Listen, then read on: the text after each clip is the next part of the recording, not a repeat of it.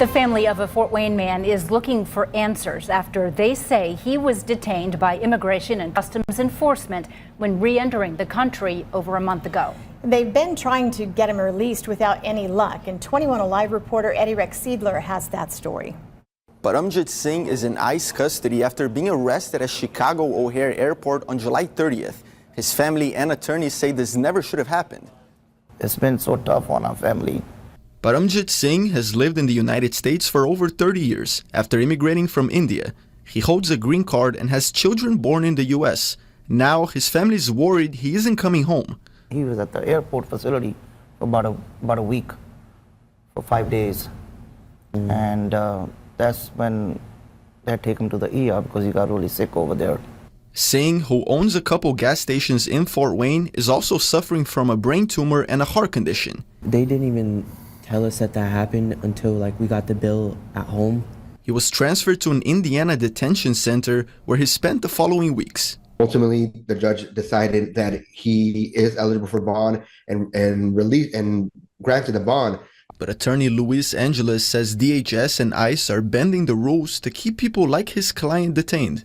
It's a tactic that right now we're seeing across the United States. This is not an isolated case. And now we're just trying to post the bond. We're just trying to speak to trying to communicate with someone, trying to let us know, guys, this is what's going on. This is what's going to happen. This is what's not going to happen.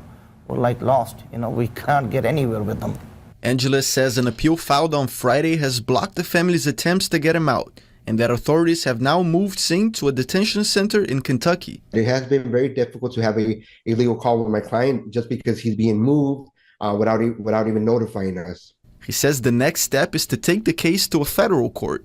We believe that he has a strong case for a federal judge to decide that what DHS has done is not correct and he should be released immediately. According to ICE, according to DHS, the reason that he was detained was due to a very old case he had, a case that was reduced and should not have led for him to be detained. His family says that case goes back a few decades when he first got to the country. Singh was charged with felony theft for not paying to use a payphone. If that's a crime, how come you're letting the payphone to have the number go through? He will just pick up the phone and dial the number directly and it connects. He successfully got that charge downgraded to a misdemeanor in 2022. Angeles says this case exposes a larger issue that is happening all across the country. A lot of people don't realize that many of these people that have been detained did follow the rules, did follow the law exactly how other people have said they should, and yet these are the results. We're seeing a person, a human being that is being deprived of medical care, is being deprived of his right to be released, even though he already won his bond hearing, and yet they're still doing everything they can to try to detain him, and it's a horrible thing. We just want to know answers. What are you guys going to do with my brother?